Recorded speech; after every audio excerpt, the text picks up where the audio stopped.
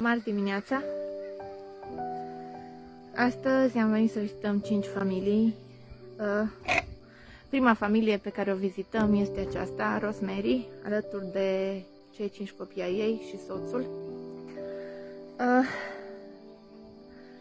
Mi-a zis că soțul o ajută atunci când găsește de lucru, dacă face 5 lei, îi aduce acasă să cumpere pentru familia lui. Doar că e bolnav, are o problemă la picioare de mai multă vreme și nu a avut bani să meargă la spital să se trateze, îl dor foarte tare picioarele. O să vă arăt. Și mi-a spus că acestea sunt singurele haine care le au. Deci copiii sunt îmbrăcați așa, nu au alte haine. Desculți, toți sunt desculți. Și acum o să vă arăt înăuntru. I-am zis să intre înăuntru ca să vedeți cum stau.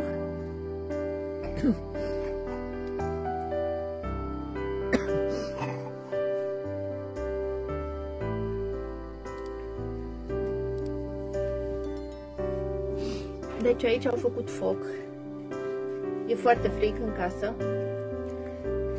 Sunt găuri în acoperiș, bate vântul, când plouă, intră ploaia în casă. Deci aici dorm 4 copii. Sunt atât de frumoase fetițele, sunt super copii. Deci au pătura asta ruptă și mi-a zis că pentru ceilalți 2 băieți nu au pătură, îi acoperă cu ceva cu care se înfășoară ea. Și aici doarme soțul și soția și fetița asta mică. Un pat improvizat, are o pătură jerpelită, nu are saltea. Prin pereți se văd găurile. Deci trăiesc în niște condiții dezastruoase. Suferă foarte mult.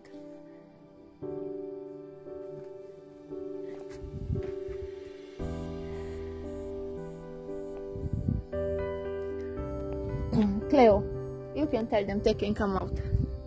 Easy. E prima familie care o vizităm în dimineața aceasta.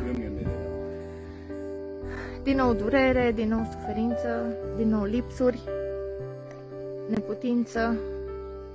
Mulțumesc Domnului că ne-a dus în locul acesta. Vreau să-l trimit și pe soțul ei la spital să se trateze la picioare.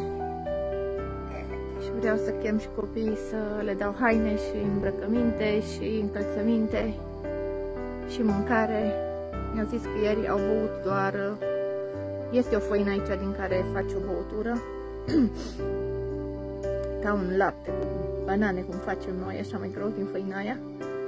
Și e ceea ce au mâncat ieri toată ziua. Acum chiar nu au nimic. Și vreau să le dau și mâncare. Povești de viață din Africa, povești triste, pline de durere. Dar vă mulțumesc vouă, celor care sunteți alături de cei de aici și putem să-i ajutăm într-un fel sau altul.